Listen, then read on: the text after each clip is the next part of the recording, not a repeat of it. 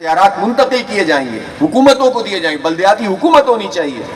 تو بلدیاتی حکومتیں نہیں ہیں، صوبے کے حوالے سے پیش رفت نہیں کر رہے، اور ہم نے دیکھا ہے کہ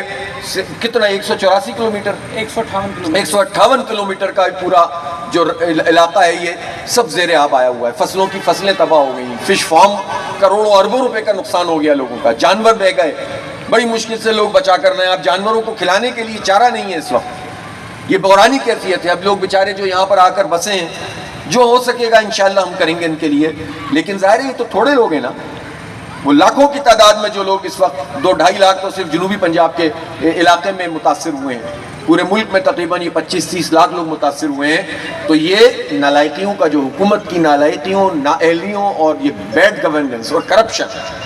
اس کی وجہ سے، اور اس کو میں صحافی حضرات سے بھی کہنا چاہتا ہوں اس کو فکس کریں، یہ کہہ کر جان نہیں چھوٹ سکتی کہ یہ آفات ہیں، آفات ہیں تو ہم اللہ تعالیٰ سے پناہ مانگتے ہیں، اور ہماری شاید سب سے بڑا استغفار کرنے کا وقت یہ ہے کہ ایسے لوگوں کو اپنے سروں پر مسلط کیوں رہنے دیتے ہیں ہم، جو ہمیں ڈبوتے ہیں، جو ہمیں قحط میں مبتلا کر دیتے ہیں، جو ہمیں جو ہے وہ کرپشن اور لوٹ مار کرتے ہیں، اپنی مراد کم نہیں کرتے، اپنی گاڑیاں چھوٹی نہیں کرتے، اپنی فری جو ان کو سہولتیں حاصل ہیں، فری پیٹرول ہے وہ ختم نہیں کرتے، آئی پی پیز مافیا کو یہ طاقت پہنچاتے ہیں، چینی مافیا کو یہ طاقت پہنچاتے ہیں، بڑے بڑے جاگیرداروں سے ٹیکس نہیں لیتے لیکن کسان کا بیڑا غرق کر